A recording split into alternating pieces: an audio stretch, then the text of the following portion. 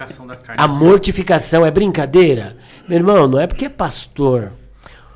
Existem os 3 M's da ruína ministerial. Você deve saber quais são. Não, agora eu... Primeiro é mulher. Não sabia dessa não. É mulher. Vamos lá, até anota aí. O segundo é o money. Money.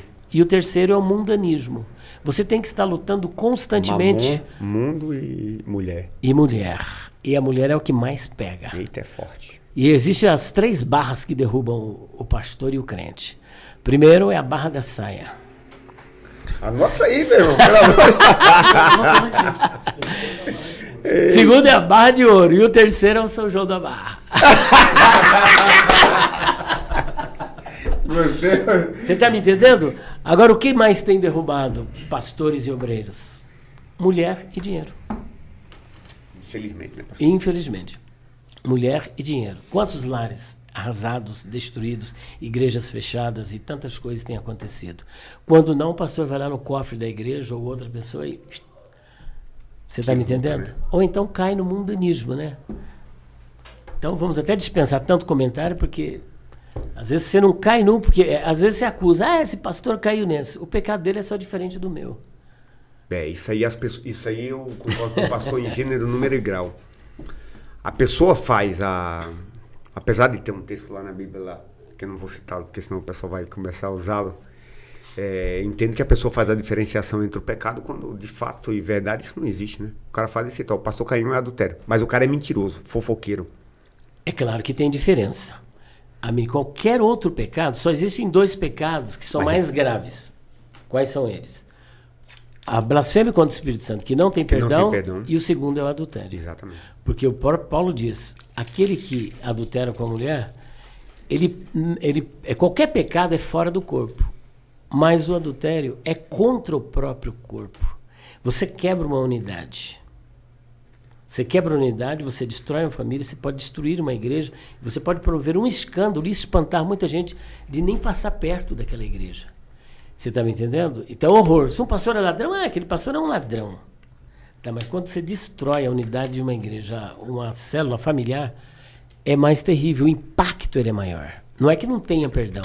É que o estrago ele é devastador para os filhos, para os parentes, para as pessoas que tinham ele como exemplo, para a igreja, para a sociedade. É um pecado a longo prazo também, né? A médio e longo prazo que destrói, você cria maus exemplos. O clima, você destrói a unidade familiar. Nunca mais é a mesma coisa. Sendo que Paulo também vai instruir justamente quando, nas instruções a Timóteo, ele fala desse tal, que aquele que deseja o episcopado e tal, e ele fala, seja homem de uma só mulher. Ele já está dando... a primeira coisa já, né?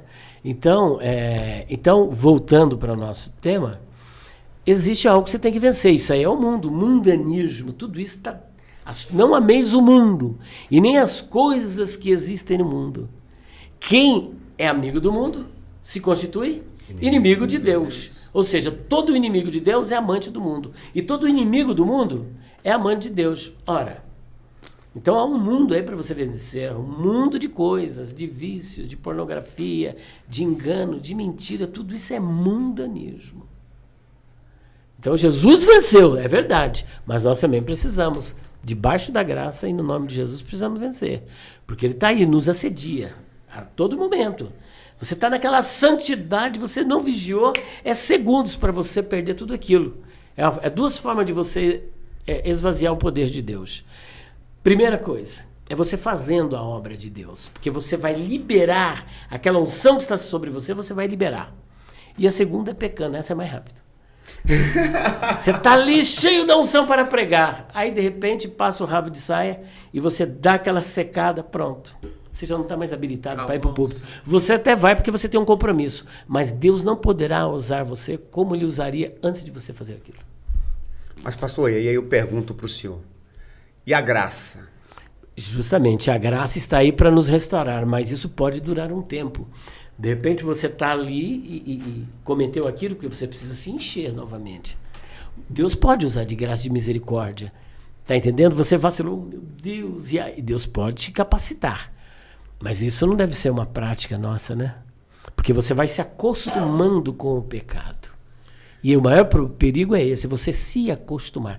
A graça de Deus, então você banaliza a graça. É uma graça barata. Você começa a fazer as coisas e fala, eu tenho a graça, então... Eu tenho a graça. O seu coração vai se endurecendo, endurecendo. Chega um momento que a sua consciência não te acusa mais. Mas agora, Que vira normal para você aquilo ali.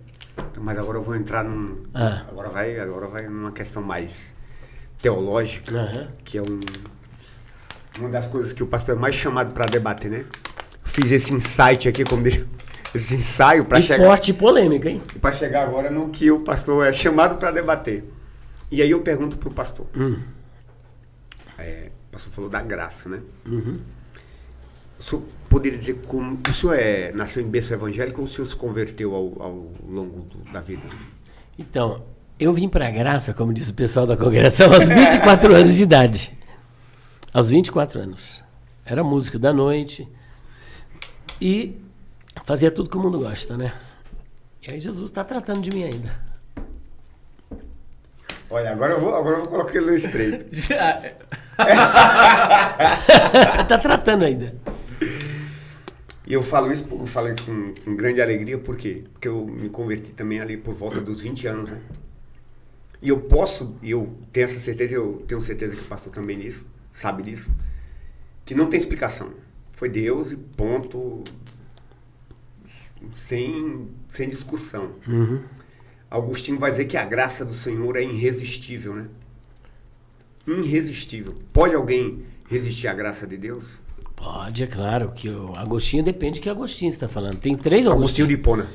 Então, mas tem 3 Agostinho de Hipona. Eita. Santo Agostinho. 3, eu quero dizer 3 fases dele. Sabe. Ele já foi pelagiano, semi-pelagiano, e depois o Agostinho que os calvinistas conceberam hoje, depois que ele teve envolvido com os maniqueus. Mas ele já adotou todo o princípio de Pelágio, né? Que tinha um conceito diferente, né? Da queda. Então ele também tinha esse conceito, era semi-pelagiano, e foi se aperfeiçoando. Você pode resistir à graça de Deus? É claro que pode. E uma das provas assim, mais gritantes que eu tenho da resistência da graça de Deus é uma que eu sempre debato, é Judas Iscariotes.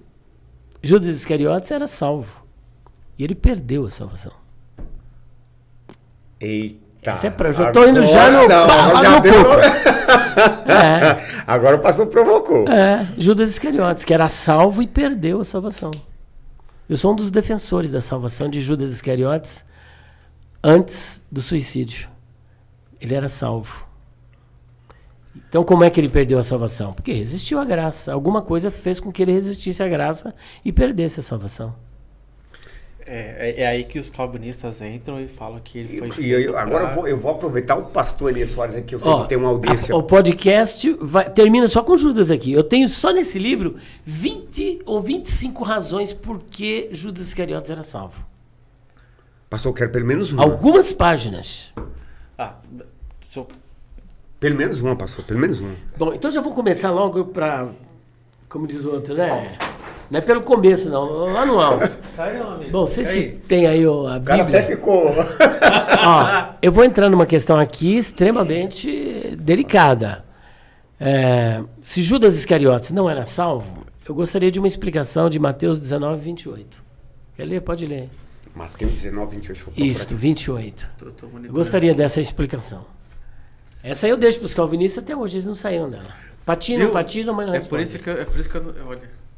É por isso que eu não vou muito nessa... Mateus 19, 28. Yes. Eu não vou nessa linha aí, não. Ela é perigosa. Não vou, porque... Digo a vocês a verdade. Por ocasião da regeneração de todas as coisas. Quando o Filho do Homem se assentar em seu trono glorioso... Deixa eu terminar aqui.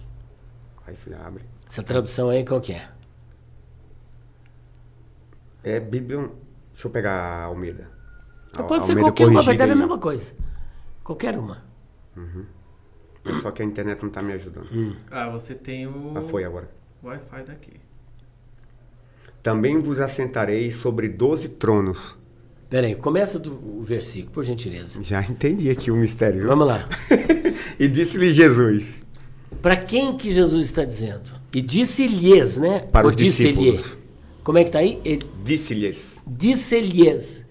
Quem faz a pergunta é Pedro, em nome do colégio apostólico. Perfeito. Eles estão em 12. Tanto é verdade que ele falou 12 tronos. Que não podia ser 12 tronos para 11 pessoas. Fica uma coisa meio desconexa. Fica algo assim... É um paradoxo. Fica meio anacrônico. Tá certo? Então vamos lá. Disse-lhes. Quer começar pela pergunta de Pedro no 27, 26, 27? Peraí que agora essa internet tá me quebrando. Pera aí que eu vou abrir. Achei. 27. Começa do 26. 26? É. Qual que é? Mateus 19, Mateus. 26 até o 28. Mateus 19, 26 Isso. até o... 28.